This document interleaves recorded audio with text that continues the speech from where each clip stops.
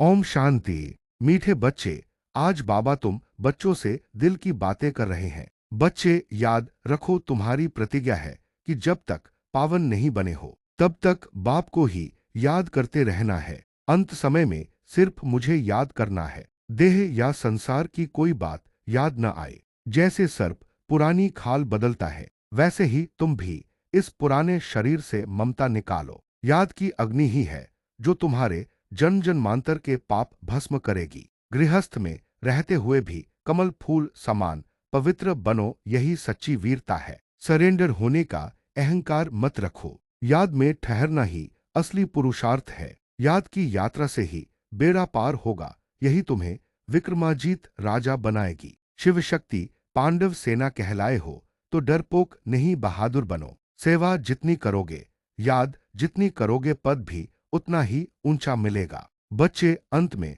कर्मातीत अवस्था ही तुम्हें बाबा के पास ले जाएगी। यही पास विद आनर बनने की कुंजी है। मीठे बच्चे, तुम्हारी प्रतिज्ञा है कि जब तक हम पावन नहीं बने हैं तब तक बाप को याद करते रहेंगे, एक बाप को ही प्यार करेंगे। प्रश्न सयाने बच्चे, समय को देखते हुए कौन सा पुरुषार्थ करेंगे? उत्तर, अंत में जब शरीर छूटे तो बस एक बाबा की ही याद रहे और कुछ भी याद ना आए, ऐसा पुरुषार्थ सयाने बच्चे अभी से करते रहेंगे, क्योंकि कर्मातीत बनकर जाना है। इसके लिए इस पुरानी खाल से ममत्व निकालते जाओ। बस हम जा रहे हैं बाबा के पास, गीत न वह हमसे जुदा होंगे। धारणा के लिए मुख्य सार, एक सदा याद रहे सर्वशक्तिमान बाप हमारे साथ है। इस स्मृति से शक्ति प्रवेश करेगी, विकर्म भस्म होंगे। शिव शक्ति पांडव सेना नाम है तो बहादुरी दिखानी है, डरपोक नहीं बनना है।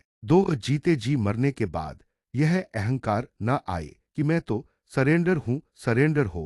पुण्य आत्मा बन औरों को बनाना है, इसमें ही फायदा है। वरदान, निर्विघ्न स्थिति द्वारा स्वयं के फाउंडेशन को मजबूत बनाने वाले पास विद आनर भव। जो बच्चे बहुत काल से निर्विघ्न स्थिति के अनुभवी हैं, उनका फाउंडेशन पक्का होने के कारण स्वयं भी शक्तिशाली रहते हैं और दूसरों को भी शक्तिशाली बनाते हैं। बहुत काल की शक्तिशाली निर्विघ्न आत्मा अंत में भी निर्विघ्न बन पास विद आनर बन जाती है या फर्स्ट डिवीजन में आ जाती है। तो सदा यही लक्ष्य रहे कि बहुत काल से निर्विघ्न स्थिति का अनुभव अवश्य करना है। स्लोगन, हर आत्मा के प्रति सदा उपकार अर्थात शुभ कामना रखो तो स्वत दुआएं प्राप्त होंगी। अव्यक्त इशारे, अब लगन की अग्नि को प्रज्वलित कर योग को ज्वाला रूप बनाओ। योग माना शांति की शक्ति, यह शांति की शक्ति बहुत सहज स्व को और दूसरों को परिवर्तन करती है। इससे व्यक्ति भी